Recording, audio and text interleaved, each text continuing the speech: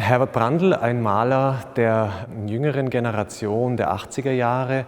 Wenn man so will, er repräsentiert einen Quantensprung in der Malerei. War es in den 60er Jahren eine abstrakte Malerei, die sehr stark an der Figur noch festgehalten hat, so haben die Maler in den 80er Jahren und dann auch in den 90er Jahren verstärkt ganz lyrische, abstrakte Gemälde geschaffen, die fernab jeglicher außerbildlicher Referenz agiert haben. Hier geht wirklich die Malerei einen ganz eigenen Weg. Die Malerei will nur Malerei sein.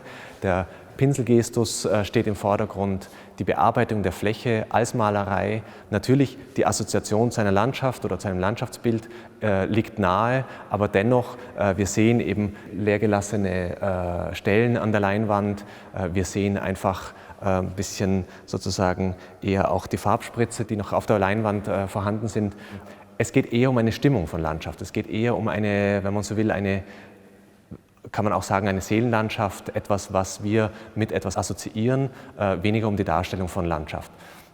Herbert Brandl ist wohl in Österreich der berühmteste Maler dieser neuen Ära, einer eher beruhigteren Malerei der 80er und 90er Jahre.